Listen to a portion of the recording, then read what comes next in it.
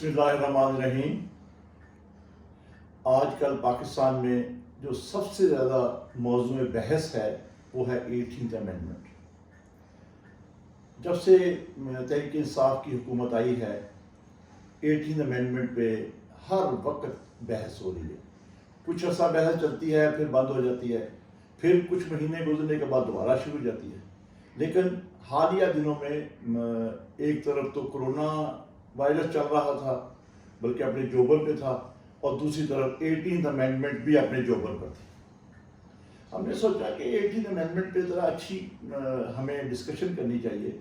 ہمیں پتہ چلنا چاہیے کہ 18th امینڈمنٹ کیا ہے، 18th امینڈمنٹ سے پہلے کیا تھا، اور 18th امینڈمنٹ سے جو آج حکومت کو یا کسی کو بھی کوئی اعتراض ہے تو وہ کیا ہے. تو یہ سمجھنے کے لیے میں نے اس میں ریکویسٹ کی ہمارے ماشاءاللہ بڑے کمپیٹنٹ ہمارے اٹرنی ہارورڈ سے تعلیم یافتہ ملک منصور عوام سے کہ آئے یار ہم اس پہ ذرا بحث کریں، ہم لوگوں کو آگاہ کریں کہ ہمیں اس میں کیا کرنا چاہیے اور کیا سمجھنا چاہیے. میں ملک منصور عوام صاحب آپ کو کا شکریہ ادا کرتا ہوں کہ آپ اس پاکستان کے اہم ترین موضوع پر ہم اس پر بات کر رہے ہیں. ہم اپنے ناظرین کو بتا رہے ہیں کہ بھی کیسے 18th امینڈمنٹ ہوئی اور کیا اس میں کرنا ہے. کیا کہتے ہیں آپ اس پر؟ دیکھیں 18ویں ترمیم اور اس کے ہم کچھ جو اس کی آئینی تاریخ ہے، پاکستان کی آئینی تاریخ کے ساتھ جڑی ہوئی ہے، اور 18ویں ترمیم کو جب ہم دیکھیں گے تو ہم نے اس تاریخی آئینی تناظر کے ضمن میں ضرور دیکھنا ہوگا. مگر پہلے ذرا ہم دیکھ لیتے ہیں کہ 18ویں آئینی ترمیم نے کیا کیا ہے، تاکہ وہ پرسپیکٹیو ایک کلیئر ہو جائے، اور پھر جب ہم تاریخ میں جائیں گے تو پھر جب واپس پہنچیں گے دوبارہ آج تک تو ذرا کلیئرٹی رہے گی. 18ویں آئینی ترمیم میں جو بنیادی نقطہ تھا، کچھ نکات ایسے ہیں جس کو ہم جو ڈسپیوٹ کا یا آپ کہیں کہ جو انگزائٹی ہے 18ویں ترمیم کے حوالے سے وہ ریلیونٹ نہیں ہے، جو ریلیونٹ ہے اس پہ بات کرتے ہیں. مثلاً الیکشن کمیشن کی ریفارمز تھی، وہ اچھا ہے، وہ اس پہ کوئی بحث نہیں کر رہا. جوڈیشل اپوائنٹمنٹس ہیں، وہ بھی اس پہ بھی کوئی صوبوں اور وفاق کے بیچ میں کوئی ٹینشن نہیں ہے. جو ٹینشن ہے یا جو انگزائٹی ہے جو اس نے کریٹ کی ہے، وہ ہے جو بہت سارے ایسے فیلڈز تھے، ایسے ایریاز تھے جو پہلے کنکرنٹ لیجسلیٹو لسٹ میں تھے، وہ اس کی اومیشن کے بعد ایکسکلوسیولی صوبوں کو چلے گئے. اچھا، کنکرنٹ لیجسلیٹو کیا ہے وہ ذرا بتانا تھوڑا سا بریفلی یہ بھی تو ہمیں پتہ کرے نا کہ یہ ہے کیا. اور اگر 73 کے کانسٹیٹیوشن میں بنانے والوں نے اور خاص طور پر وزیر اعظم ذوالفقار علی بھٹو نے اس کو ڈھالا تھا، تو آخر اس کی کوئی ان کی بھی تو ویژن ہوگا نا.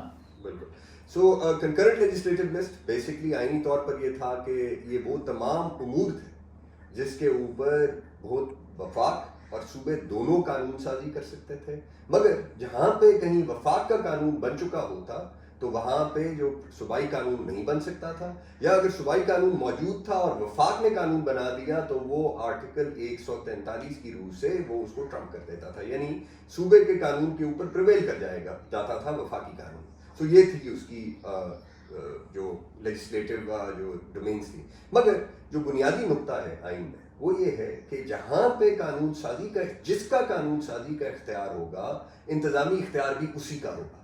مثلا اگر وفاق کا قانون سازی کا اختیار ہے تو انتظامی اختیار بھی وفاق کا ہوگا. سو کنکرنٹ لیجسلیٹو لسٹ کے جو آئٹمس تھے اس پہ جہاں وفاق نے قانون بنا دیا تو وہاں آرٹیکل 97 کی روشنی میں انتظامی اختیار بھی ان امور تک وہ وفاق کے پاس رہا. سو یہ اس کی اہمیت تھی. اچھا، ساتھ ہی اس کے پھر یہ تھا کہ چونکہ وہ بہت سارے ایسے ایریاز تھے جہاں پہ قانون سازی کے ساتھ ساتھ ایگزیکٹو اختیار بھی تھا، پھر ایک تیسری جو اس کی کالری ہے نیسیسری، قانون سازی کا اختیار، انتظامی اختیار، اور پھر ساتھ ہی مالیاتی اختیار. اس کو پھر کیسے خرچ کرنے ہیں، اس کو ان امور کے حوالے سے جو اقدامات کرنے ہیں یا جو سب ایکشنز لینے ہیں، پھر اس کے لیے obviously فنڈس چاہیے. سو جو مالیاتی پھر جو حصہ تھا وہ اس حساب سے ڈٹرمن ہوتا تھا. اچھا، اب ہم اس کی ہم پہلے وہ NFC ایوارڈ اور اس پہ ہم بعد میں آئیں گے، کیونکہ جو NFC آخری آپ کا NFC ایوارڈ ہے جو اس وقت ان دا فیلڈ ہے، وہ 7th NFC ایوارڈ ہے جو 2010 میں آیا تھا، جو 18ویں آئینی ترمیم کے بعد اگری ہوا تھا. اس پہ ہم بعد میں آئیں گے. اب پہلے ہم ذرا تاریخ میں جائیں گے. ٹھیک ہے، تاریخ میں جائیں گے اور آپ پہلے نے سمجھ تو لینا ہے، بڑا پہلے سمجھ تو لینا کہ یہ اس کی ہسٹری کیا ہے. آپ نے بہت ریلیونٹ بات کر دی کہ 1973 کے آئین میں جب فاؤنڈرز نے یا فاؤنڈنگ فادرز نے یا فریمرز آف دس پریزنٹ کانسٹیٹیوشن نے جب یہ کنکرنٹ لیجسلیٹو لسٹ رکھ دی تھی تو پھر اس کی اومیشن کی ضرورت کیوں تھی؟ پھر کیسے کہہ رہے ہیں کہ آپ نے آئین کو 73 کی آئین کی شکل میں بحال کیا؟ کیونکہ کنکرنٹ لیجسلیٹو لسٹ تو موجود تھی وہاں پہ. سو وہ آرگومنٹ جو ہے وہ کیا آرگومنٹ ہے؟ سو اب تھوڑا سا پہلے تاریخ میں جاتے ہیں، پاکستان کی آئینی تاریخ میں جائیں گے. سو پاکستان کی آئینی تاریخ کا آغاز جو تھا، اب پاکستان ہمیں معلوم ہے کہ پاکستان جب بنی تھی تو برٹش پارلیمنٹ کے انڈین انڈیپینڈنس ایکٹ 1947 کے نیچے بنی تھی، اور یہ dominion of Pakistan and dominion of India وجود میں آئی تھی برطانوی پارلیمنٹ کے قانون کے نیچے. اچھا، اس قانون کے آنے سے پہلے جو آئینی ڈھانچہ تھا انڈین سب کانٹیننٹ کے اندر انڈر برٹش رول، وہ تھا گورنمنٹ آف انڈیا ایکٹ 1935. یہ وہ پہلا قانون تھا جس کے تحت برٹش جو ہمارے جو کلونیل جو پاور تھی اس نے بہت سارے اختیارات مقامی سطح پر تفویض کیے تھے. اور آپ کو یاد ہوگا کہ یہ جو گورنمنٹ آف انڈیا ایکٹ ہے یہ 1 اپریل 1935 کا، مگر 1 اپریل 1937 کو نافذ العمل ہوا تھا. اور اسی کے تحت ہی پھر الیکشنز ہوئے تھے جس میں صوبائی حکومتیں 1937 کی بنی تھی. اور سو وہ 1937 وہ پھر زیادہ عرصہ چلا نہیں تھا، مگر یہ اس کے نیچے تھا. اور پھر اسی کے نیچے پھر گورنر جنرل بنے ہیں، وہ اختیارات نیچے تک آئے. یہ جو گورنمنٹ آف انڈیا ایکٹ تھا اس کی 3 لسٹ تھی، لیجسلیٹو لسٹ تھی. ایک فیڈرل لسٹ تھی، سینٹرل لسٹ تھی، دوسری پروونشل لسٹ تھی جو پروونسز کے تھے، یا آرڈر میں کریں تو پہلی سینٹرل لسٹ تھی، پھر کنکرنٹ لسٹ تھی، اور پھر پروونشل لسٹ تھی. سو تمام امور جو تھے وہ بتا دیے گئے تھے کہ کس کے پاس کیا کیا ہے، کس کا کیا دائرہ کار ہے. اور اس 2 پھر باتیں اور تھیں. ایک یہ تھا کہ وہاں پہ گورنر جنرل کے پاس، کیونکہ ظاہر ہے کلونیل پاور تو بہرحال موجود تھی، تو گورنر جنرل کے پاس براہ راست قانون سازی کا وسیع اختیار موجود تھا. ہمارے پاس یہاں صدر کے پاس تو لمیٹڈ ہے نا، آرڈیننس جو اس نے کرنا ہے اور وہ پرٹیکولر ٹائم کے لیے ہے. تو وہاں پہ گورنر جنرل کے پاس وہ ٹائم باؤنڈ لیجسلیشن بھی کر سکتا تھا، بٹ ادروائز بھی کر سکتا تھا. اور پھر ان 3 لسٹ کے بعد پھر تھا کہ جو ریزیڈیوری ہے جو ان میں نہیں موجود تو وہ بھی صوبوں کے پاس رہیں گے جو ان 3 لسٹ میں. سو یہ اس لیے ضروری تھا بتانا کہ 1956 تک جب ہم نے پہلا آئین بنایا تو ہمارا آئین جو تھا وہ گورنمنٹ آف انڈیا ایکٹ 1935 ہی تھا. اسی کو ہم اسی کو ہی کرنا تھا، کیونکہ اور آئین تو موجود نہیں تھا. تو وہی انڈین انڈیپینڈنس ایکٹ 1947 نے بتا دیا کہ جب تک یہ ڈومینینز اپنا آئین نہیں بنا دیتی تو آئینی ڈھانچہ جو ہے وہ گورنمنٹ آف انڈیا ایکٹ 1935 چلتا رہے گا. اب 1956 میں ہم آ جاتے ہیں. 1956 میں پہلا آئین بنا، اور وہ 1956 کا جو پہلا آئین ہے وہ آئین 23 مارچ 1956 کو نافذ العمل ہو گیا تھا. اس آئین کے اندر بھی 3 لسٹ تھی، اور وہ آئین جو ہے وہ زیادہ تر گورنمنٹ آف انڈیا ایکٹ سے ہی نکلا تھا. لیکن چونکہ ہم ایک پارلیمانی نظام کی طرف جا رہے تھے اس آئین کے تحت، تو لہٰذا جو بہت سارے اختیارات جو گورنر جنرل کے تھے وہ پھر ظاہر نہیں ہے. مگر جو اب بحث ہم کر رہے ہیں، جو گفتگو کر رہے ہیں، اس کے لیے جو ریلیونٹ ہے وہ ہے 3 لسٹ. 56 کے آئین میں بھی 3 لسٹ تھیں، federal list, concurrent and provincial. اور پھر جو ہمارے جو کانسٹیٹیوشنل جو ہے طریقہ اور قانون سازی کا، تو جو کچھ ان لسٹ میں موجود نہیں تھا وہ بھی پھر صوبوں کے پاس تھا.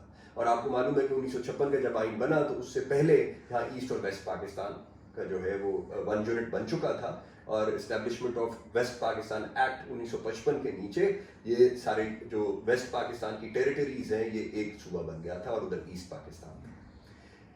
62 کے بعد 62 کا ہم چھوڑ دیں گے آئین، کیونکہ وہ آئین کی ترجیح مختلف تھی. وہ صدارتی نظام تھا، ایک ہی لسٹ تھی، فیڈرل لسٹ تھی اور کوئی لسٹ تھی نہیں، سینٹرل لسٹ تھی، صرف سینٹرل لسٹ تھی، باقی صوبوں کے پاس تھا. مگر اس میں بھی سینٹرل لیجسلیچر کے پاس ایک بڑا وسیع اختیار آرٹیکل 131 کے نیچے موجود تھا کہ جہاں پہ اگر for economic reasons, public purpose, national security, وہ کوئی بھی قانون کسی بھی اس آئٹم سبجیکٹ پر فیلڈ پر بنا سکتی تھی جو سینٹرل لسٹ میں موجود نہیں تھا.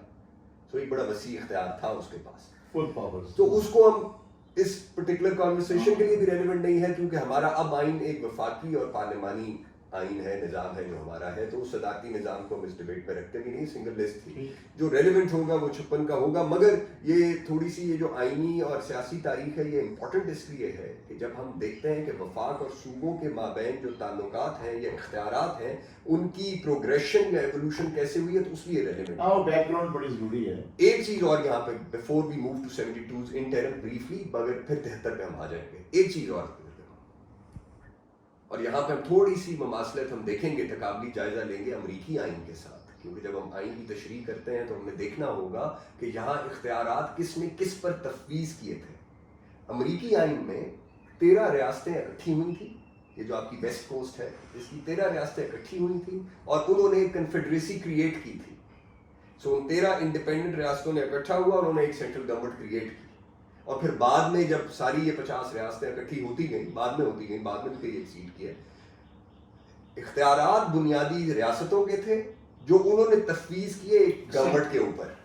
سو وہ جو گورنمنٹ آف یونائٹڈ اسٹیٹس ہے امریکی آئین کے اندر اسے کہتے ہیں کہ it is a government of limited and enumerated powers. مطلب اس حکومت کے پاس صرف وہ اختیار ہے جو اس کو آئین میں دیا گیا, جو اسپیسیفکلی انیومریٹ کیا ہے, لکھا گیا ہے, اور کوئی اختیار نہیں ہے.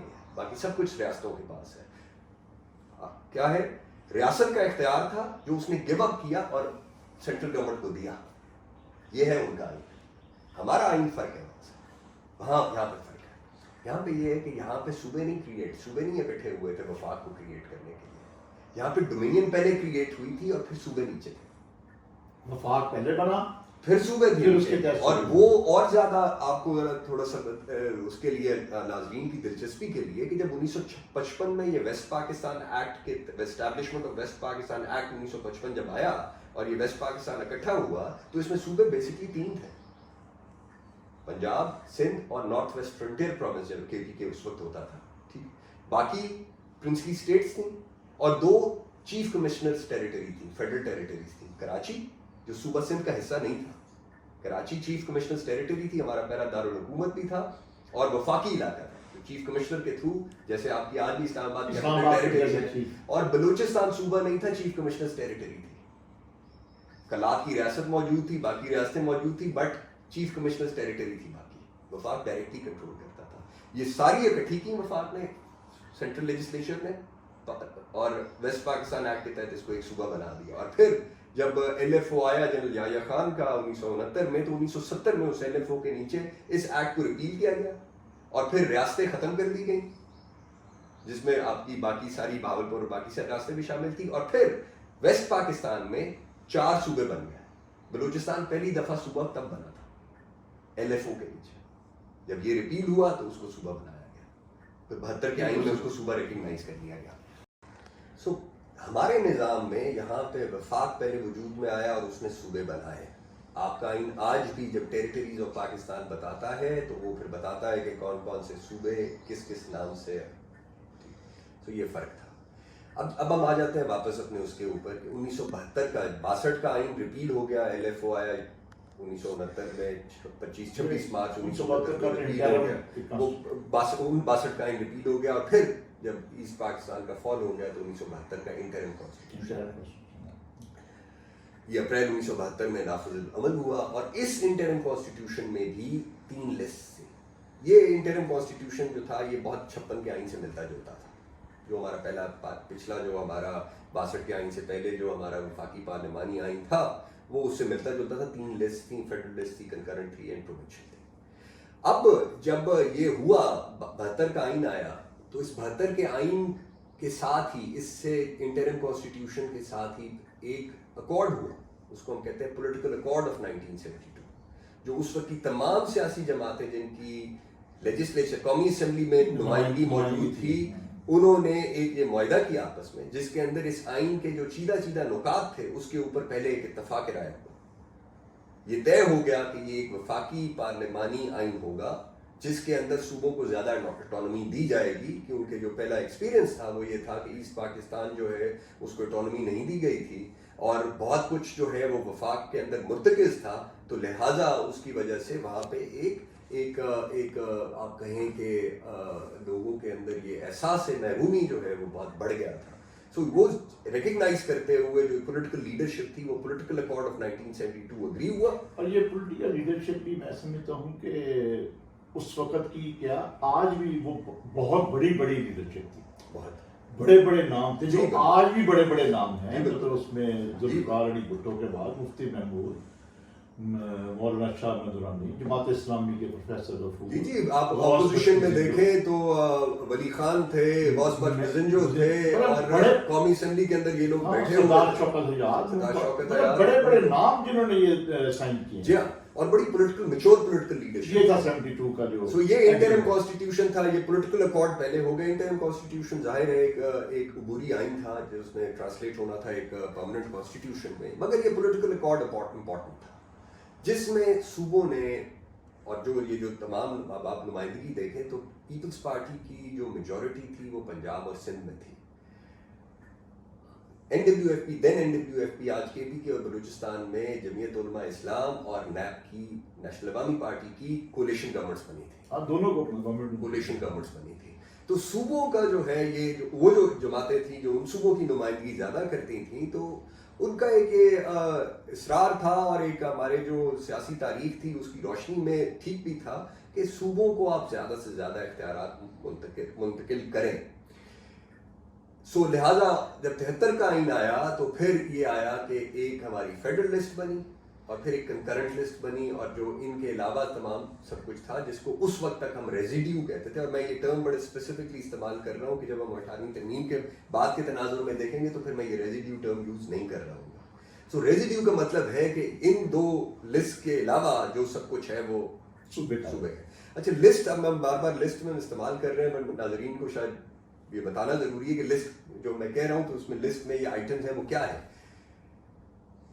ہمارا تمام انتظام ریاست جس کے اندر آپ کا دفاع ہے, آپ کی کرنسی ہے, آپ کے خارجہ امور ہیں, آپ کی بجلی ہے یعنی نیچرل ریسورسز ہیں, آپ کی مثال کے طور پہ آپ کے جو پروفیشن ہے, لیگل پروفیشن ہے اس کی ریگولیشن ہے, آپ کی ڈیتھس اینڈ برتھس کو ریکگنائز کرنا ہے, ریکارڈ کرنا ہے, تمام وہ سب کچھ وہ فیلڈز ہیں جو ایک ریاست کے کسی بھی ایسپیکٹ کو کے لیے ریلیونٹ ہو سکتے ہیں, وہ تمام اس میں بتائے گئے ہیں. وہ تمام آئٹم سبجیکٹس اس میں بتائے گئے ہیں, لسٹ میں بتائے جاتے ہیں. سو اب یہ 73 کے آئین میں دو لسٹ آ گئی جو 18 اپریل 2010 تک موجود رہیں. 18 اپریل 2010 وہ دن ہے جب 18ویں آئینی ترمیم انفورس ہو گئی تھی. اب جب ہم 18ویں آئینی ترمیم پر آتے ہیں, 18ویں آئینی ترمیم نے کنکرنٹ لیجسلیٹو لسٹ کو ختم کر دیا, اور یہ اپریل میں یہ ہوئی, اور اس کے بعد ہمارا 7واں جو قومی مالیاتی ایوارڈ ہے NFC ایوارڈ, اس کی ہم اہمیت پر بات کریں گے, اور وہ اگری کر لیا صوبوں نے اور وفاق نے. دیکھیں اس وقت اب یہ ہم نے تھوڑی سی ہسٹری کیپچر کی ہے, اور اس وقت ہم جو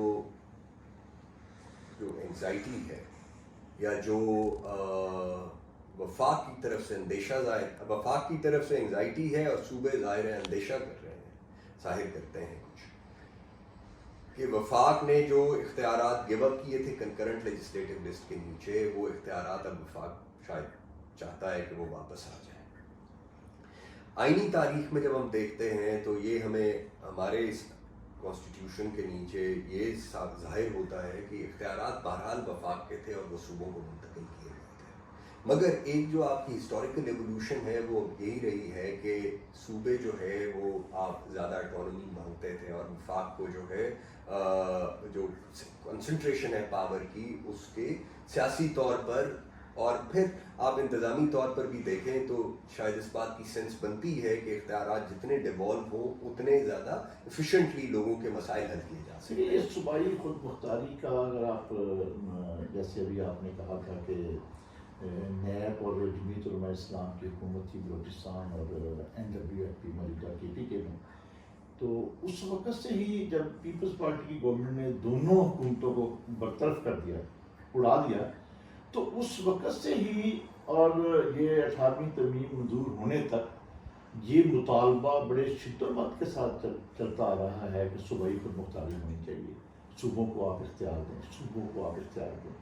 تو یہ تو سارا اس بیک گراؤنڈ میں پھر آپ جو کنکرنٹ لسٹ کی آپ کہہ سکتے ہیں کہ اومیشن اس بیک گراؤنڈ کے اندر ہوئی ہے. دیکھیں کنکرنٹ لسٹ کے اندر اگر آپ اس کا باریکی سے جائزہ لیں کہ اس کے اندر آئٹمس کیا تھے, تو ایسا کوئی خاص ایسا آئٹم نہیں نظر آتا سوائے آپ کہیں کہ جو لیبر ویلفیئر کے ہیں, یا جو امپورٹنٹ میری نظر میں لیبر ویلفیئر ہے یا انوائرمنٹ ہے یا ماحولیاتی آلودگی اور اس کے چیلنجز جو بہت بڑا چیلنج ہو گیا ہے. اس کے علاوہ کوئی ایسے انتظامی امور نہیں ہے جس پہ جھگڑا ہے براہ راست. یہ تیسرا ایک اور کہہ دوں وہ جو تھی وہ آئی تھنک زیادہ وہ جھگڑا ہے اور وہ اس کو ذرا سوچنے کی ضرورت تھی. ایجوکیشن میں سمجھتا ہوں جھگڑے پہ بھی آتے ہیں, پہلے اس پہ ہی آگے بڑھنا کہ کیا کیا ہے. ٹھیک ہے. اچھا کنکرنٹ لسٹ جو ہے وہ اومٹ ہو گئی 2010 کے اس کے تحت, اور اس کے بعد اب اس کا نتیجہ یہ ہوا کہ جو آپ کا جو NFC ایوارڈ ہے, آرٹیکل 160 جو ہے اس کو ریگولیٹ کرتا ہے کانسٹیٹیوشن کے, اور جو کہتا ہے کہ ہر 5 سال بعد یہ ایک ایوارڈ ہوگا جس کے ذریعے جس کے تحت صوبے اور وفاق آپس میں وسائل کی تقسیم کا فارمولا طے کریں. NFC ایوارڈ اس آرٹیکل کے اندر ایک کلاز انسرٹ کی گئی جس کے اندر یہ اب لکھ دیا گیا ہے کہ صوبوں کو کا جو شیئر ہوگا جو لاسٹ کنکلوڈڈ NFC ہوگا اس سے کم نہیں ہو سکتا, یعنی بڑھ سکتا ہے کم نہیں ہو سکتا ان کا شیئر. اب جو 7واں NFC ایوارڈ ہوا اس میں وفاق کو آؤٹ آف جو ٹوٹل کلیکشن ہے اور اس کے اندر جو بھی کلیکٹ ہوتا ہے اس میں 1% جو ہے, کیونکہ فیڈرل ٹیکسز جو ہیں وہ ڈسٹریبیوٹ ہونے ہوتے ہیں. NFC میں یہ ضروری ہے سمجھنا کہ جو وفاقی ٹیکسز ہیں یا ریونیوز ہیں جو وفاق اکٹھے کرتا ہے وہ وفاق نے ڈسٹریبیوٹ کرنے ہوتے ہیں صوبوں میں. صوبے جو اپنا کلیکٹ کر رہے ہیں وہ صوبوں نے ظاہر ہے کسی کے ساتھ شیئر نہیں کرنا, وفاق کے ساتھ کرنا ہے, وہ انہوں نے کرنا ہے. ٹھیک ہے. جو سیلز ٹیکس آن سروسز ہے یا کچھ اور جو محصولات ہیں, کوئی سیس لگا دیا, کوئی پراپرٹی ٹیکس لگا دیے, یہ سب ایگریکلچر انکم ٹیکس ہے وہ صوبوں کے پاس ہی ہے. جو وفاقی ٹیکسز ہیں, کسٹم ڈیوٹیز ہیں, سیلز ٹیکس ہے, انکم ٹیکس ہے وغیرہ وغیرہ, یہ سب یہ تقسیم ہونا ہے. ٹھیک ہے جی. اچھا اب اس کی تقسیم کا جو فارمولا تھا پہلے 7ویں NFC اور 18ویں ترمیم سے پہلے, وفاق جو ہے وہ تقریباً 60% کے قریب جو ہے وہ وفاق ہو جاتا تھا محصولات کا. یہ ہے اصل 60% کہ 18 امینڈمنٹ سے پہلے تقریباً 60% وفاق لیتا تھا اور 40% صوبوں میں جاتا تھا. اچھا وہ 60% اس طرح سے تھا کہ اب بھی 1% جو ہے وہ کلیکشن چارجز ہوتے ہیں جو فیڈرل گورنمنٹ کو جاتے ہیں کہ آپ ٹیکس کلیکٹ کریں. 1% ہے جو وار آن ٹیرر کے لیے ایلوکیٹ ہوا ہے وہ بھی اس طرف جاتا ہے. جو باقی 98% رہتا ہے اب 7ویں NFC میں, اس میں وفاق کے پاس اب رہ گیا ہے تقریباً 43% اور 57% لگ بھگ وہ صوبوں کو چلا گیا. اب اس کا افیکٹ کیا آیا ہے؟ اس کا افیکٹ, اور یہی وجہ ہے جس کے اوپر اب آئی تھنک جو وفاقی حکومت ہے وہ پریشر فیل کرتی ہے اور مسلسل کرتی آ رہی ہے, وہ کیا ہے؟ دیکھیں 2 ہمارے سب سے بڑے خرچے ہیں جو لوکل خرچے ہیں. ایک ہمارا ڈیفنس کا خرچہ ہے, اور اس سے بھی بڑا جو خرچہ ہے وہ ہمارا وہ جو فیڈرل گورنمنٹ نے لوکل بوروئنگ کی ہوئی ہے, بینکوں سے قرضے لیے ہوئے ہیں, لوکل قرضے, ان کی جو ڈیٹ ریٹائرمنٹ ہے وہ سب سے بڑا خرچہ ہے. ٹھیک. اب پرابلم کیا یہاں پہ آ رہا ہے کہ جو 43% وفاق کو مل رہا ہے اس میں یہ پورے نہیں ہو رہا. نہ آپ کے ڈیفینس ایکسپینڈیچر پہ بھی پریشر پڑ رہا ہے, اور آپ کے یہ جو قرضے ہیں ان کی لوکل قرضے ان کی ادائیگیاں بھی نہیں ہو پا رہی. ٹھیک. اور یہ سب سے بڑا مسئلہ ہے وفاق کا جو اس وقت ہے, جو اس وقت آج کی تاریخ میں آپ کہیں سب سے, یعنی آپ اس کو بھی نکال دیں کہ وفاق نے کوئی ڈیولپمنٹ ایکسپینس نہیں کیا یا نہیں کیا. اور میرا خیال ہے کہ وفاق کو پن پوائنٹ کر رہے ہیں کہ اس اصل بات پرابلم کہاں پہ آ رہا ہے. ٹھیک ہے جی. اور وہ پرابلم آ رہا ہے ان 2 جو پریشر پڑا ہے وہ ان 2 پہ پڑا ہے, defence expenditure and local debt service. I think ایک جو چیز اب صوبوں کے اینڈ پر جو پرابلم ہے جو سمجھ نہیں رہے, میرا خیال ہے سمجھ نہیں رہے, 2 ہیں. ایک تو یہ جیسے میں نے آئینی طور پہ کہا کہ یہ وفاق کے اختیارات ہیں جو وفاق نے صوبوں کو گریجولی منتقل کیے ہیں. بالکل ٹھیک ہے, یہ ہسٹوریکل کانٹیکسٹ کلیئر ہونا چاہیے.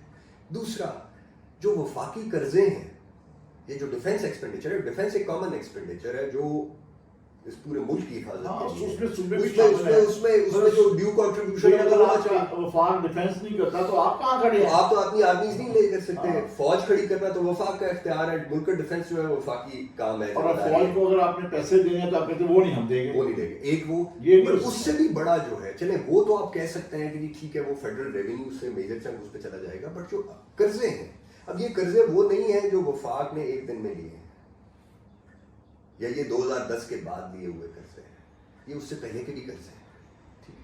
अच्छा, अगर 2010 के बाद भी कर्जे लिए हैं और उन कर्जों से आपके जो फेडरल प्रोजेक्ट्स हैं, मिसाल के तौर पे आपके सीपेक रिलेटेड प्रोजेक्ट्स, आपकी मोटरवेज है, आपके कोई डैम्स की रिपेयर है, या ये जो सब कुछ है, ये वो अखराजात हैं जिससे जाहिर है वफाक को हम ये तो नहीं कह रहे कि वो सिर्फ इस्लामाबाद के लिए खर्चा कर रहा है, पूरे मुल्क के लिए कर रहा है, पूरे मुल्क के लिए खर्चा कर रहा है। सो वो जो अखराजात हैं, आई थिंक जो बैठना पड़ेगा और जो देखना पड़ेगा वो ये है कि जो वफाकी कर्जे हैं उनका प्रेशर ईज आउट करने के लिए सूबे क्या कर सकते हैं, ठीक। मगर ये तो है कि अभी उसके ऊपर सूबा बात नहीं करते, सूबे जो है उसके ऊपर तैयार नहीं है, और कई दफ़ा ज़रा थोड़ा सा वो होता है, और ख़ास तौर पे क्योंकि देखें ना, हमारा एक जो इसका 18वीं आईनी तरमीम का जो एक और फॉल आउट हुआ है, और मैं समझता हूँ वो नेगेटिव फॉल आउट है, मेरी ओपिनियन है नेगेटिव फॉल आउट है, वो ये हुआ है कि सियासी जमातें वफाकी जमातें रहने के बजाय सूबाई जमातें बनती जा रही हैं। ये बहुत अहम बात है, मैं सुनता हूँ। और ये एक कॉन्शियस स्टेप है। कॉन्शियस स्टेप इसलिए मैं कहता हूँ कि सियासी जमातों को इतराक है कि सूबे इस वक्त ज़्यादा ताकतवर है, सूबों के पास मालियाती वसाइल ज़्यादा है, पावर और ज़्यादा। अगर वो अपनी पावर बेस को वहीं कंसोलिडेटेड रखते हैं अपने वसाइल की बुनियाद पर, और चूंकि उनको वफाक के ऊपर वो डिपेंडेंट है ही नहीं, तो उनके लिए अपनी वो जो सियासी कुव्वत है उस सूबे में उसको कायम रखना या उसको कंटिन्यूटी देना मुश्किल नहीं। ये एक नेगेटिव फॉल आउट है जो कि एक फेडरेशन के लिए ठीक नहीं है, किसी भी फेडरेशन के लिए ठीक नहीं है कि अगर सियासी जमातें सुकड़ जाएं, बिकॉज जो लीडरशिप वफाक की सियासत करती है वही वफाक को इकट्ठा करती है। सियासी जमातें एक इंस्टीट्यूशन है जहाँ पे पूरे मुल्क के लोग अगर मौजूद होते हैं तो उनको एक दूसरे के सूबों, लोकल मकामी हालात और मकामी मसाइल का इदराक रहता है, वो आपस में कांस्टेंट डायलॉग डिबेट करते रहते हैं। अगर वो जमातें सुकड़ के मकामी सूबाई होती जाती हैं तो फिर उनको मालूम नहीं होगा कि दूसरे सूबे के लोग क्या सोच रहे हैं उनके बारे में, या उनके मसाइल क्या है और उन मसाइल का हल क्या हो सकता है। तो ये तो एक वो वाला पॉलिटिकल फॉल आउट है, मगर ये कॉन्शियस एफर्ट है मेरे ख्याल में, क्योंकि जब 18वीं आईनी तरमीम हो रही थी तो जो इख्तियारात इतने ज़्यादा सूबों को डिवॉल्व किए गए हैं उसके सोचते हुए मेरा ख्याल है या ये सोचा नहीं गया कि आप जब ये करने जा रहे होंगे तो उसका असर जो है मुल्क की बॉडी पॉलिटी के ऊपर क्या होगा। एक हम मालियाती दुश्वारी तो हम देख रहे हैं कि वफाक को क्या सामना इसका करना पड़ रहा है, मगर इसका एक सियासी पहलू भी है। अच्छा, मैं समझता हूँ कि ये जो सियासी पहलू है ना, ये इसको ये कहना चाहिए कि ठीक है मालियाती सूबाई खुद मुख्तारी, लेकिन ये सियासी पहलू देखने के लिए बड़ी लीडरशिप की ज़रूरत थी, और बदकिस्मती ये है कि लीडरशिप उस वक्त बड़ी मौजूद नहीं थी। बेनज़ीर भुट्टो की शहादत हो चुकी थी और कोई लीडर्स मौजूद नहीं थे। उन्होंने एक वफाक के हवाले से सोचा ही नहीं कि हमें एक बड़ी लीडरशिप की ज़रूरत है जो मुल्क को चलाए, वो सूबों को चलाने के चक्कर में पड़ गए। जी बिल्कुल, आप दुरुस्त कह रहे हैं। आई थिंक ये क्रेडिट बिल्कुल मोहतरमा बेनज़ीर भुट्टो को ज़रूर जाता है कि उन्होंने हमेशा वफाक की बात की, वो हमेशा वफाक की बात करती थी, और पीपल्स पार्टी जो कम से कम हमें याद पड़ता है कि उनके वक्त में चारों सूबों में उसकी बड़ी पोटेंट प्रेजेंस थी, यानी वो अगर जहाँ भी उनको हर जगह से उनको इलेक्शन में सीटें मिलती थी, हर सूबे से मिलती थी, वो चारों सूबों की जंजीर वाली बात होती थी। और इसमें देखे ना, इसमें बेसिक आप उसकी बैक देखे ना क्या है, बेसिक बैक ये है कि चारों सूबों को आपने इकट्ठा रखना है और चारों सूबों की लीडर है और तो ये मुल्क की लीडर है। बिल्कुल, और ये आई थिंक ये अभी हम वापस अपने उस कॉन्वर्सेशन पर आ जाएंगे, but as an anecdote I think जो सबसे बड़ा फॉल आउट मेरी नज़र में है دیکھیں مالیاتی جو ہاں مسائل یہ پولیٹیکل اس پہ آ رہی ہے، اس کے اوپر مالیاتی مسائل جو ہیں ان کا حل بھی ہو سکتا ہے. آپ ریونیو بیس اپنی بڑھائیں گے تو یہ مسئلہ بھی حل ہو جائے گا.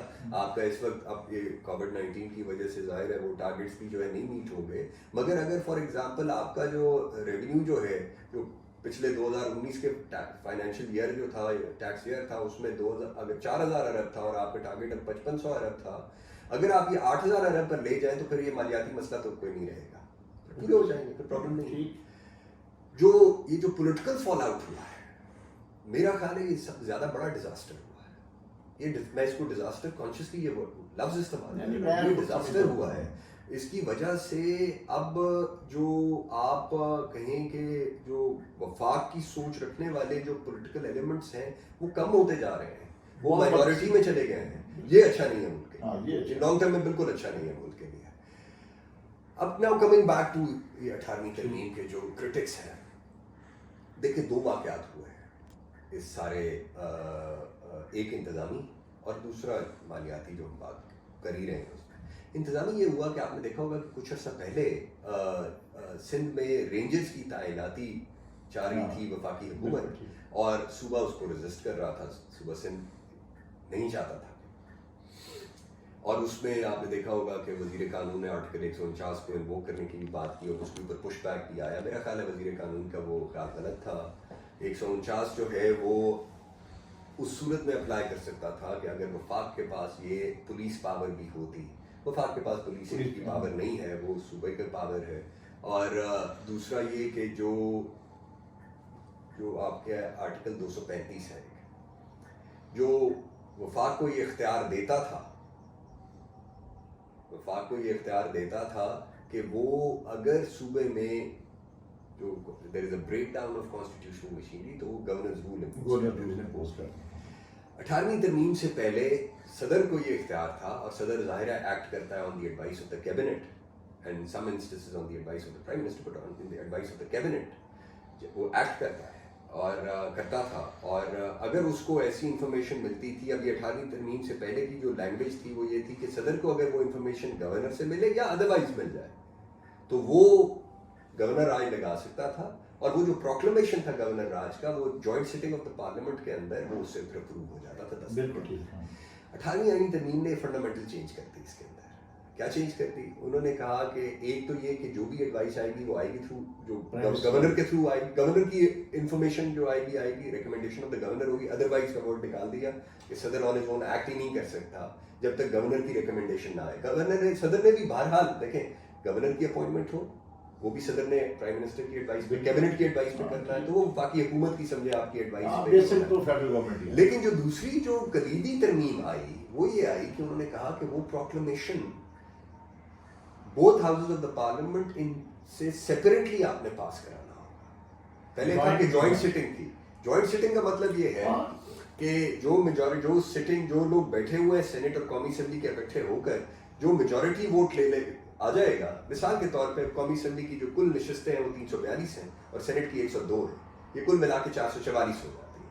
لیکن اب معلوم ہے کہ ایسے موقعوں پر تو چلو اٹینڈنس زیادہ ہو جاتی ہے بٹ پورا 444 کا نمبر تو کبھی نہیں ہوتا. بٹ چلیں ہائپوتھیٹیکلی آپ وہی لگا لیں تو مطلب یہ کہ 223 اگر آپ کے پاس ہیں تو آپ یہ پروکلیمیشن منظور کرا سکتے ہیں. اور ایسا ممکن ہے کہ آپ کے پاس سینٹ میں عددی اکثریت نہ ہو بٹ قومی اسمبلی میں اتنی ہو کہ آپ 223 کا نمبر پورا کر لیں. تو پھر سینٹ کی اہمیت ہی ختم ہو گئی. اب انہوں نے کیا کہ آپ نے دونوں ہاؤسز سے سیپریٹلی کرانا ہے.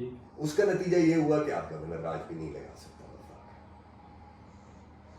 سو اب انتظامی طور پر صوبے جو ہے وہ مکمل طور پر کلی طور پر خود مختار ہے, short of out right rebellion. کوئی صوبہ یہ اعلان ہی کر دے کہ میں اس فیڈریشن سے اس ملک سے نکل رہا ہوں, شارٹ آف دیٹ وفاق کسی طرح سے انٹروین کر نہیں سکتا. بھلے صوبے کے حالات کیسے ہی کیوں نہ ہو اور بھلے ان حالات کی وجہ سے اس کا اثر وفاق یا دوسرے صوبوں پر ہی کیوں نہ پڑ رہا ہو.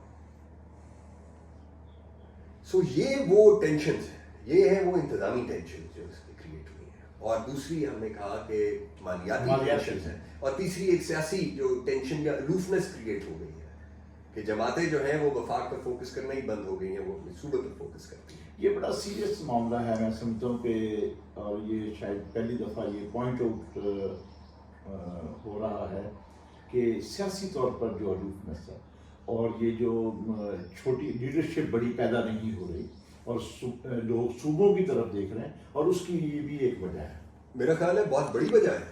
18ویں ترمیم نے یہ جو میں کہوں گا فال آؤٹ جو ہے 18ویں ترمیم کا ان انٹینڈیڈ تھا. میں بینیفٹ آف ڈاؤٹ دینا چاہتا ہوں اس وقت کی پولیٹیکل لیڈرشپ کو کہ یہ شاید ان انٹینڈیڈ کانسیکوینس تھا اس کا، مگر لاجیکل ہے. اس کو اس طرح سے بھی دیکھیں. ایک اور ایگزامپل ہے اس کی. جب 2001 کا لوکل گورنمنٹ آرڈیننس یا قانون جو لائے جنرل مشرف کے وقت میں، کیا ہوا؟ اس میں یہ ہوا کہ بہت سارے اختیارات جو تھے وہ مقامی ضلعی گورنمنٹ کو دے دیے. اس کا نتیجہ کیا ہوا؟ آپ دیکھیں کہ 2001 کے اندر جو جتنے نان پارٹی تھے وہ الیکشن، مگر جتنے چیدہ سیاسی گھرانے تھے یا افراد تھے انہوں نے اس الیکشن میں مکمل پارٹیسپیٹ کیا اور اس کے اندر بھرپور طریقے سے حصہ لیا، کیونکہ ان کو یہ اندازہ ہوا کہ یہ تو بالکل اختیار ہمارے ضلعوں میں آ گیا ہے، تو اگر ہم نے یہ مس کر دیا تو شاید اسمبلیوں میں تو ہم اتنے افیکٹو نہیں ہوں گے. بالکل صحیح. ٹھیک ہے. اچھا، یہ سارے ضلعوں کے لیڈر بن گئے. فیڈرل گورنمنٹ فیڈرل منسٹر رہنے والے ضلعوں میں تحصیل اور ضلعوں کے ناظم بن گئے. اب آپ اسی کو اپلائی کریں صوبوں پہ. جو سیاسی جماعتیں تھیں، جو وفاق کی جو وزیر اعظم بننا چاہتا تھا جس کا ٹاپ لیڈر، وہ وزیر اعظم بننے میں انٹرسٹڈ نہیں رہا. اس نے کہا کہ وزیر اعلیٰ ہو تو وہ ٹھیک ہے کیونکہ اختیار سارا آپ یہاں پر آ گیا. اب ذرا اپنا نظر دوڑائیں. بالکل ٹھیک. یہ سارا فوکس اس پر آ گیا. یہ انٹینڈیڈ کانسیکوینس تھا. I would give it them a benefit out. مگر اب وے فارورڈ کیا ہے؟ جو امپورٹنٹ بات ہے کہ یہ تو ہم نے دیکھ لیا اپنے ہسٹوریکل پولیٹیکل کانٹیکسٹ پرسپیکٹیو کے اندر. وے فارورڈ کیا ہے؟ یہ جو ٹینشن ہے، اس ٹینشن کو دیکھیں. جو سیاسی فال آؤٹ ہے اس پہ تو سیاسی جماعتوں کو سوچنا چاہیے. یہ لانگ ٹرم میں ان کے لیے بھی ٹھیک نہیں ہے. یہ وفاق کو کمزور کرے گا اگر وہ صوبوں میں چلے جائیں گے. جو مالیاتی ٹینشن ہے وہ فوری اس کی ضرورت ہے، اس کو کریکٹ کرنے کی، اس کو ٹھیک کرنے کی، اس کا کوئی حل نکالنے کی فوری ضرورت ہے. کیونکہ وفاق جو ہے یہ ڈے ٹو ڈے ایشو ہے. ایک چیز اور بھی ہوئی، میں اس کو ایڈ کر دوں. آرٹیکل 172 ہے جو آپ کے قدرتی وسائل ہیں ان کی ڈسٹریبیوشن کو ڈیل کرتا ہے، اس کی اونرشپ کو ڈیل کرتا ہے. اس میں ایک کلاز انسرٹ کی گئی جس میں کہا گیا کہ جو فیڈرل ایکسائز ڈیوٹی ہے نیچرل گیس کے اوپر جو ویل ہیڈ پر لگی ہوتی ہے، یعنی جب ایکسپلور ہو رہی ہوتی ہے وہاں پہ جو ایف ای ڈی لگاتی ہے فیڈرل گورنمنٹ ان ایکسپلوریشن کمپنیز کے اوپر، وہ اور جو اس سے رائلٹی جتنی مل رہی ہے وہ ساری کی ساری اس صوبے کی ہوگی جہاں پہ وہ ویل ہیڈ ہوگا، وہ وفاق کی نہیں ہوگی. آئل کے کانٹیکس میں بھی انہوں نے کہا آئل کی رائلٹی فیڈرل گورنمنٹ رکھتی ہے، مگر جو فیڈرل ایکسائز ڈیوٹی لگتی ہے ویل ہیڈ کے اوپر وہ بھی اسی صوبہ. اسی طرح سے جو ہائیڈل پاور ہے وہ بھی. اور پھر یہ بھی ہو گیا کہ جو نیچرل ریسورس ہے جس صوبے میں اس کی اونرشپ جو ہے وہ جوائنٹلی اینڈ ایکولی، یہ ٹرم یوز ہوئی ہے جو وفاق اور اس صوبے میں ہوگی. اب یہ بھی امپورٹنٹ بات ہے کہ جو گیس ہے آپ کی، مثال کے طور پہ جو آپ کا بڑا قدرتی وسیلہ ہے نیچرل گیس، وہ اب ایک صوبہ ہے جہاں پہ 70% ملک کی نیچرل گیس پروڈیوس ہوتی ہے، صوبہ سندھ ہے. تقریباً آپ کی 14-15% جو ہے وہ بلوچستان میں ہے، 6% پنجاب میں ہے، اور جو باقی رہتی ہے تقریباً 9-10% وہ ہے کے پی میں.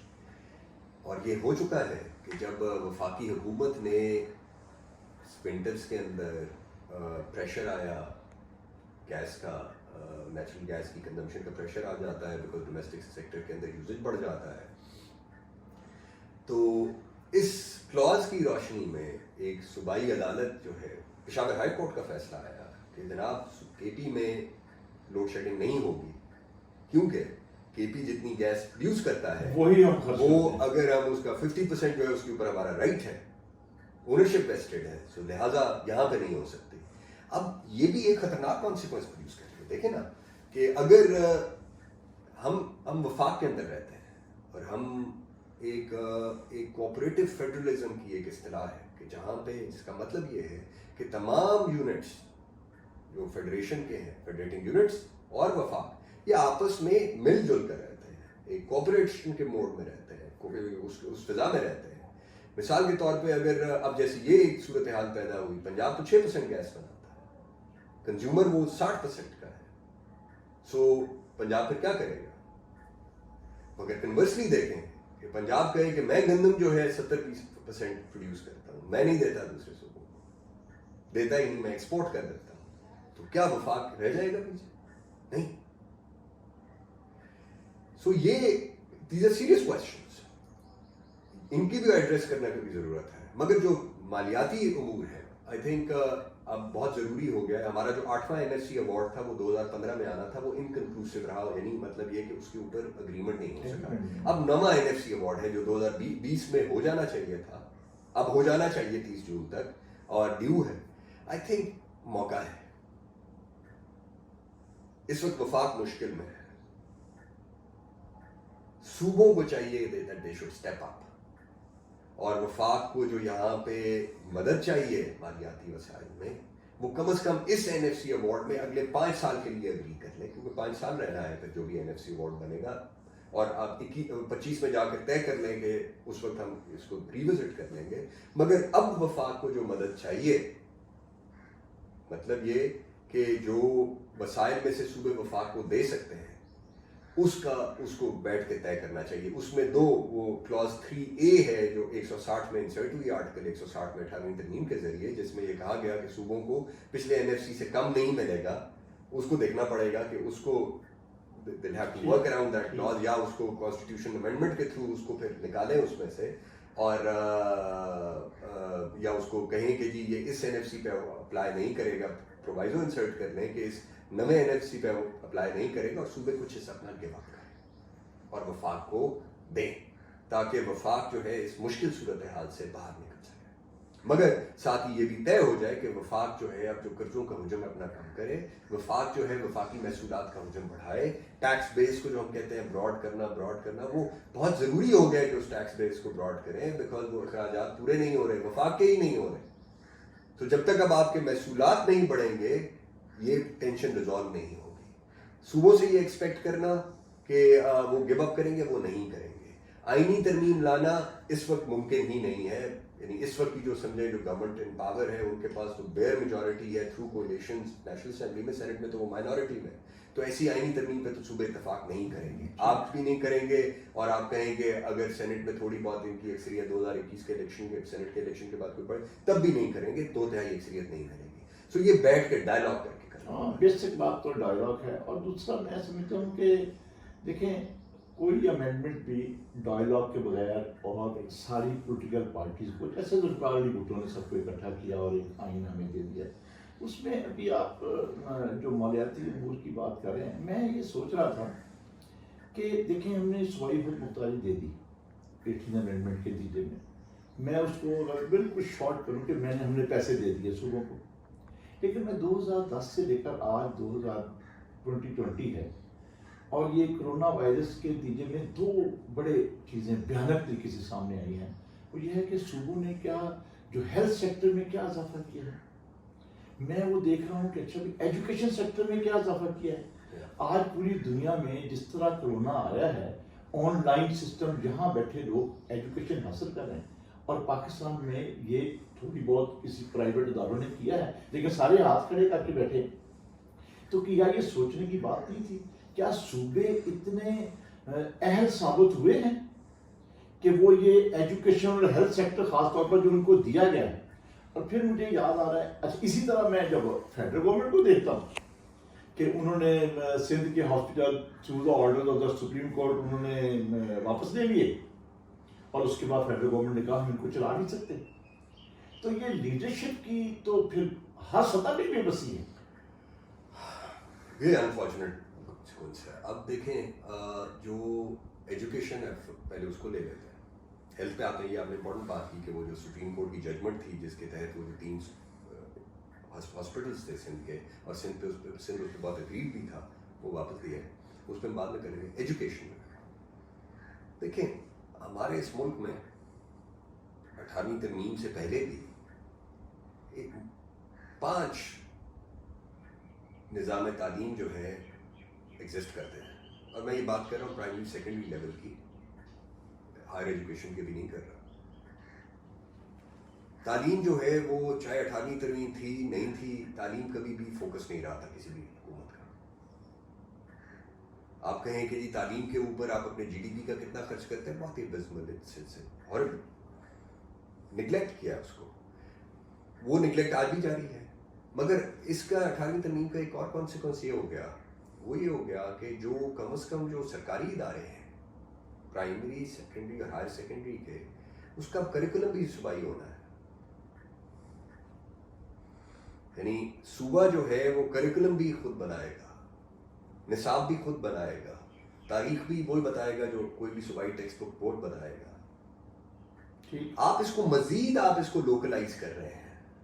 آپ پنجاب میں بیٹھے ہوئے جو بچے ہیں وہ پنجابی ہسٹری تو آپ بتا دیں گے. اگر فرض کریں پنجاب ٹیکسٹ بک بورڈ یہ ڈیسائیڈ کرتا ہے کہ ہم نے صرف ہسٹری آف پنجاب بتانی ہے، تو وہ پنجابی ہسٹری تو جانے گا، وہ بلوچ ہسٹری تو نہیں جانے گا، یا وہ پشتون ہسٹری تو نہیں جانے گا، یا وہ سندھی ہسٹری تو نہیں جانے گا. کنورسلی اگر بلوچستان یہ فیصلہ کرتا ہے کہ ہم نے صرف بلوچ ہسٹری پر فوکس کرنا ہے، تو وہ بچے کو تو پتہ ہی نہیں ہوگا کہ پاکستان اور ہے کیا.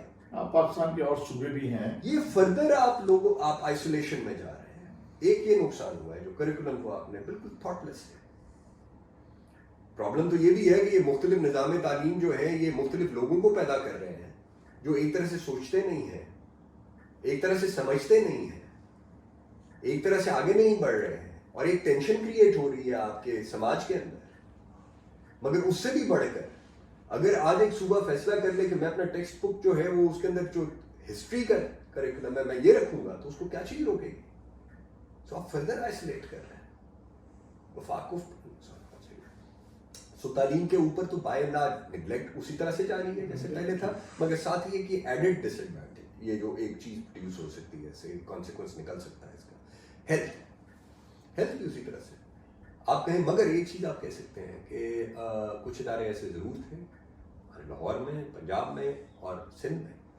یعنی یہ جو 3 ہاسپٹلس تھے یہ جب کام کر رہے تھے وفاق کے پاس پہلے یہ اچھے چل رہے تھے. شیخ زائد ہاسپٹل جو ہے بڑا اچھا ہاسپٹل تھا. یہ جب سے پھر آیا واپس صوبوں کے بعد تو پھر یہ نگلیکٹ ہو گیا. لیکن اب پرابلم ایک اور ہو گیا، چونکہ وفاق کا جو شیئر ہے اگین فائنینسز کے اندر وہ کم ہو گیا ہے، تو وفاق کی اب یہ کیپیبلٹی نہیں رہی کہ وہ ان کو افیکٹولی اب دوبارہ چلا سکے، یا آپ ان کو دے بھی دیں تو اب ان کے پاس چلانے کے وسائل نہیں ہیں. سو یہ سارے وہ ایشوز ہیں. دیکھیں مسئلہ تو آئین کیا ہے؟ آئین ایک سوشل کانٹریکٹ ہے جو شہریوں نے ریاست کے ساتھ کیا ہے کہ ہم ایک دوسرے کے ہمارے حقوق اور فرائض کیا ہوں گے. شہری کے فرائض کیا ہیں ریاست کی طرف، اور پھر اس کے حقوق کیا ہیں. اینڈ کنورسلی ریاست کے فرائض کیا ہیں شہریوں کی طرف، اور پھر ریاست کے اختیارات کیا ہیں. ریاست کے حقوق تو نہیں ہے، ریاست تو اختیارات استعمال کرتی ہے. سو ہے تو اس شہری کے لیے. بالکل صحیح. اب یہ الٹیمیٹلی یہ ٹیسٹ ہوگا آپ کی پولیٹیکل لیڈرشپ کا کہ وہ کیسے دیکھتی ہے اس ملک کو، اس ملک کی عوام کو. لاہور میں اگر اچھا ہسپتال ہے شیخ زائد کی صورت میں تو اس کا فائدہ جو ہے پنجاب کے شہریوں کو ہوگا. شیورلی چاہے اس کو صوبائی حکومت چلا رہی ہو اچھا یا وفاقی چلا رہی ہو.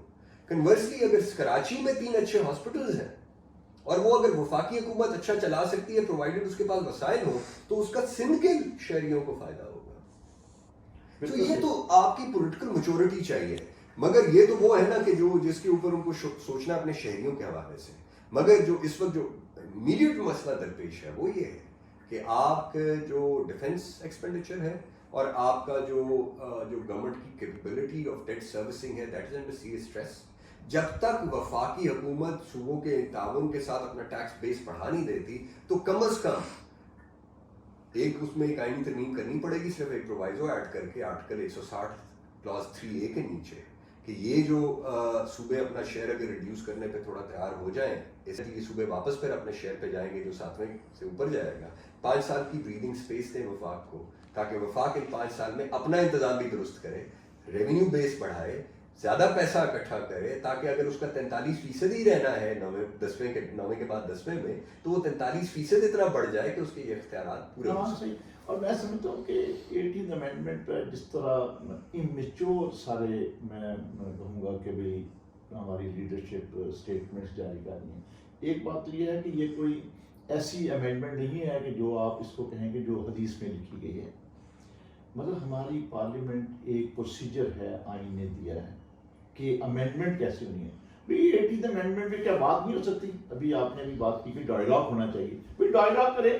اگر اس میں آج دیکھیں، آج 10 سال ہو گئے ہیں، 10 سال ہو گئے ہیں، آپ نے بڑی اچھی چیزوں کو پوائنٹ آؤٹ کیا ہے، اور یہ ہو سکتا ہے لیڈرشپ کی اس وقت بھی یہ نہیں تھا، یا ہو سکتا ہے انہوں نے جینوئنلی کیا ہو، لیکن اس 10 سال کے عرصہ میں ہمیں احساس ہوا ہے کہ یہ کمیاں ہیں، یا اس کو اس طرح کہنا چاہیے یہ امپروومنٹ ہو سکتی ہے. تو آئین قطعاً نہیں آپ کو روکتا کہ آپ امپروومنٹ نہ کریں، ایک پروسیجر اڈاپٹ کریں، آپ اس میں امپروومنٹ کر لیں. اگر آپ کا ہیلتھ سیکٹر کے تحت آج دیکھیں نا، آج بے بسی ہو رہی ہے پورے ملک میں. دیکھیں اس پہ اب اگر آپ صوبوں کے پرسپیکٹو سے بھی تھوڑا سا اس پہ دیکھنا پڑے گا. صوبے اگر کہیں اس پہ ان کا ایک کاؤنٹر آرگومنٹ اسی کا ایک یہ ہو سکتا ہے کہ وہ یہ کہیں کہ دیکھیں اس کے لیے ہم جواب ہیں اپنے ووٹرز کو، they throw us out of power next time. اگر ہم نے یہ ٹھیک پرفارم نہیں کیا ہوا تو اس کے اوپر کوئی اسلام آباد میں بیٹھ کے کسی کو پریشان ہونے کی ضرورت نہیں ہے. میں ان جو کنٹروورشل ایشوز ہیں ان کو بھی نہیں ٹچ کریں. میری جو اوپینین ہے وہ یہ ہے کہ اس میں کنٹروورسی میں میں یہ کہہ رہا ہوں کہ اس وقت آپ بالکل نہ چھیڑیں 18ویں ترمیم کو، بالکل کوئی نہ چھیڑیں. یہ اسلام آباد کو بھی سمجھنا چاہیے کہ بالکل نہ آپ چھیڑیں یہ، اور کر بھی نہیں پائیں گے. پرابلم آئیڈینٹیفائی کریں، تھوڑا سا فرینک کنورسیشن کریں آپس میں، بتائیں اسلام آباد صوبوں کو کہ جناب میرے پاس پیسے نہیں ہیں، اور میرا خیال ہے بتا بھی چکے ہیں، اور پیسے نہیں ہیں، مجھے آپ سے پیسے چاہیے، مجھے آپ کی مدد درکار ہے. اچھا، پبلکلی آپ کو میں مزدار بات دوں، پبلکلی آج تک موجودہ حکومت یا تحریک انصاف کے لوگوں نے یہ نہیں بتایا کہ جھگڑا کیا ہے.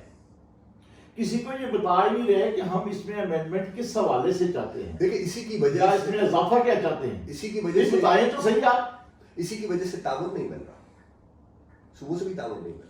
دیکھیں صوبوں سے تعاون جو ہے وہ دیکھیں آپ یعنی صوبائی اسمبلی نے تعاون کرنا ہے، یا اس وقت کی جو پارٹی پاور ہے اس نے تعاون کرنا ہے، مگر ان کے اوپر پریشر آ جائے گا کہ اگر لوگوں کو سمجھ آ جائے گی نیچے بات کے لیے وفاق یہ نہیں کہہ رہا، لوگوں کو سمجھائیں، یہ نہیں کہہ رہا کہ صوبے کے اختیارات میں واپس اسیوم کرنا چاہتا ہوں، اور صوبوں کے اختیارات اب وفاق کو واپس لینے بھی نہیں چاہیے.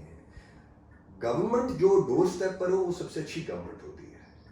اور یہ تو ہم اب آرٹیکل 140A بھی آیا تھا، فردر فورٹیفائی ہو کر 140A 18ویں ترمیم میں تھا کہ صوبے بھی اپنے فائنینشیل پولیٹیکل ایڈمنسٹریٹو پاورز نیچے ڈیوالو کریں گے، جو صوبوں نے نہیں کی. تو چلیں یہ تو صوبوں نے ایک علیحدہ ہے کہ یہ بھی کرنا ہے، انہوں نے مقامی حکومتیں بھی کریٹ کرنی ہے، وہ نہیں کرتے. یہ اختیارات بھی اپنے پاس رکھتے ہیں، جو کہ پاور کا بیسک کرس ہے کہ وہ لوگ اپنے اندر کانسنٹریٹڈ رکھنا چاہتے ہیں، وہ علیحدہ بحث ہے. اس وقت جو امپورٹنٹ ہے وہ یہ ہے کہ آپ بالکل نہ چھیڑیں 18ویں ترمیم کے تحت جو امینڈمنٹس آئی ہیں. مسئلہ صرف مالیاتی ہے. وفاق کو آپ یہ 5 سال کی ایک بریدنگ سپیس دے دیں 9ویں مالیاتی ایوارڈ میں، جو بھی اس سال کنکلوڈ ہو سکتا ہے، 2025 تک کا ان کو وقت دیں. اور اس وقت جو صوبے اس میں ایک آئینی ترمیم جیسے میں نے کہا 160(3)A میں شاید کرنی پڑے گی، اس حد تک کر لیں. صوبے اپنا کچھ ریسورسز وفاق کو دیں اور کوئی ایک میکینزم ورک آؤٹ کر لیں، یا کوئی اور میکینزم ورک آؤٹ ہو سکتا ہے کہ جو وفاقی قرضے ہیں اس میں صوبہ کتنا کنٹریبیوشن چلے. یہ بھی چھوڑ دیں آپ کہ جی وہ NFC بھی ہو جائے، آئینی ترمیم بھی ابھی نہ کریں، مگر یہ کوئی ایک ایکارڈ ہو جائے کہ صوبے کتنا گیو اپ کرنے کو تیار ہے وہ وفاقی قرضوں کی طرح. وہ پریشر اگر فیڈرل گورنمنٹ کے اوپر سے ختم ہو جائے تو پھر فیڈرل گورنمنٹ کے اوپر پہ یہ ڈیوٹی ہو کہ وہ اب محصولات کا جو ہے کلیکشن وہ بڑھائیں. 5 سال کا ٹائم مل جائے ان کو، اس 5 سال میں صوبے جو ہے تھوڑا سا بوجھ یہ اٹھا لیں اور پھر وفاقی حکومت. یہ اس کا حل ہے. بالکل صحیح. باقی اگر کوئی یہ سوچتا ہے کہ ہم صوبوں کو کنٹرول کریں، وہ ڈیٹریمنٹل ہوگا، وہ اچھا نہیں ہوگا، اس کی وجہ سے ریزسٹنس آئے گی. سو جو آپ کا ایکچوئل ایشو ہے اس کے اوپر فوکس کریں اور اسی حد تک فوکس کریں، اور ایک فرینک ڈائلاگ. ایک اور چیز جو 18ویں ترمیم نے کی تھی وہ کاؤنسل آف کامن انٹرسٹ کو پرو ایکٹیو کر دیا تھا. کیسے؟ اب آئین کے تحت یہ مینڈیٹری ہے کہ CCI نے 90 دن میں 3 مہینے میں ایک دفعہ ضرور ملنا ہے. ٹھیک، ضرور ملنا ہے. صوبہ کسی ارجنٹ میٹر میں ریکویسٹ کر سکتا ہے پہلے بھی ملنے کی، پر 90 دن میں ضرور ملنا ہے. اب یہ CCI وہ فورم ہے جہاں پہ چاروں چیف منسٹرز بیٹھتے ہیں، 4 وہ بیٹھتے ہیں، 4 فیڈرل گورنمنٹ کے بیٹھتے ہیں، ایک پرائم منسٹر اور 3 منسٹر، برابر لوگ بیٹھتے ہیں. But that is an opportunity that every 90 days the chief executives of the provinces and the chief executive of the country get to interact. जहाँ पे आपने और चीज़ों को डिस्कस करना है, वहाँ पे आप अपनी ये प्रॉब्लम्स, ये डायलॉग क्यों नहीं कंसिडर कर सकते हैं? And then those chief executives can go back to their political leadership and explain it to them. कि भाई ये इशू है, and देखें ये जो प्रॉब्लम है ना जी 18वीं तरमीम का, या ये जो क्रिटिसिज्म आ रहा है, जो लोग जो क्रिटिसाइज कर रहे हैं, वो उसकी एक जो शायद वजह है वो है पॉलिटिकल पोलराइजेशन की। ये जो पोलराइजेशन हो गई है कि लोग एक्सट्रीम पोजीशंस पर खड़े हो गए हैं और आपस में बातचीत करने को तैयार नहीं है, उसकी वजह से जो फ्रैंक डायलॉग है वो भी नहीं हो पा रहा। आपने अपनी गालिबन एक प्रोग्राम में ये कहा है कि भाई ऑपोजिशन और गवर्नमेंट को मिलकर बात करनी पड़ेगी, डायलॉग करनी पड़ेगी, ये नेशनल कैलेमिटी, ये पेंडेमिक है, ये ग्लोबल कैलेमिटी है, कोविड-19 कोरोना, ठीक, अब इसके ऊपर बैठ के बातचीत करके होगा, बातचीत नहीं हो रही है, करते नहीं है। सो वो जो एक है ना कि मुदब्बिर स्टेट्समैनशिप, उसकी ज़रूरत है। बैठकर बात करें, 18वीं तरमीम को हाथ लगाए बगैर और उसको अंडू किए बगैर जो एक्चुअल मसला है उसका हल निकल सकता है। मैं समझता हूँ कि बड़ी अच्छी मतलब इसमें आज हुकूमत पाकिस्तान के लिए भी और पॉलिटिकल लीडरशिप के लिए भी ये एक काबिल अमल हल तजवीज़ किया है कि भाई आप फर्स्ट ऑफ ऑल तो CCI में इसको बहस कर लें। इत्तफाक ये है कि चारों सूबों की नुमाइंदगी है, सारी पार्टियाँ उसमें मौजूद हैं, वो अपनी लीडरशिप से बात कर लें, सबसे बड़ी पहली बात। और सेकंड ये है कि डायलॉग करें भाई लीडरशिप मिले आइन को। हाँ, ये भी मसला मैं समझता हूँ बहुत अच्छा है कि आप 18 अमेंडमेंट पे बात ही ना करें, लेकिन जो वसाइल हैं उस हवाले से चीज़ को आप ऐड कर लें कि हमने मुल्क को और ये बहुत अहम है, लोगों को समझने की ज़रूरत है। आपने बिल्कुल सही कहा कि इंतज़ामी चीज़ फेडरल गवर्नमेंट कोई ले नहीं रही, ना वो मुतालबा कर रहे हैं। शायद इंप्रेशन सूबों को ये जाता है जिसकी वजह से वो कहते हैं कि दवाई खुद मुख्तारी मुतासिर होने का। और ये फेडरल गवर्नमेंट को इसको वजाहत करनी चाहिए कि भाई अगर कोई बात, पहली बात तो ये है जी, मैंने पहले भी कहा है कि भाई बता ही नहीं रहे प्रॉब्लम क्या है।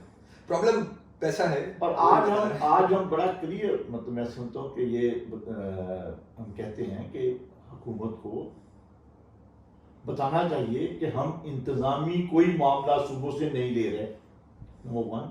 नंबर 2, ये क्लियर इसको आप पहले CCI में डिस्कस कर लें। नंबर 3, आप कहें कि मालियाती मामला है, फेडरल गवर्नमेंट नहीं चाह रही। आपने बिल्कुल ठीक कहा कि डेट के मामला हैं, डिफेंस के मामला भी नहीं चाह रहे, सूबे हम दें कुछ। आप इसको इस तरह लेंगे तो आप पॉजिटिव बात आगे बढ़ेगी। बिल्कुल। तो और आप हम इसको इसी पे ख़त्म करते हैं कि ये जो तजावीज़ हैं कि फेडरल गवर्नमेंट और पॉलिटिकल पार्टीज इसको देखें और इस पर सेर हासिल बहस होनी चाहिए, न सिर्फ पॉलिटिकल पार्टीज में भी बल्कि और इंटेलेक्चुअल लेवल पर भी। बिल्कुल होनी चाहिए। तो बहुत बहुत शुक्रिया मंसूर रहमान साहब, बड़ी अच्छी हमारी बात हुई। इंशाल्लाह ताला इसके जो नताइज हैं वो भी बहुत अच्छे होंगे। खुदा हाफिज़, इंशाल्लाह फिर मुलाकात होगी। दोस्तों, हमारे चैनल मुनीर अहमद खान ऑफिशियल को लाइक करें, सब्सक्राइब करें और बेल आइकन प्रेस करना मत भूलिएगा और कमेंट सेक्शन में अपनी कीमती राय का इजहार जरूर कीजिएगा।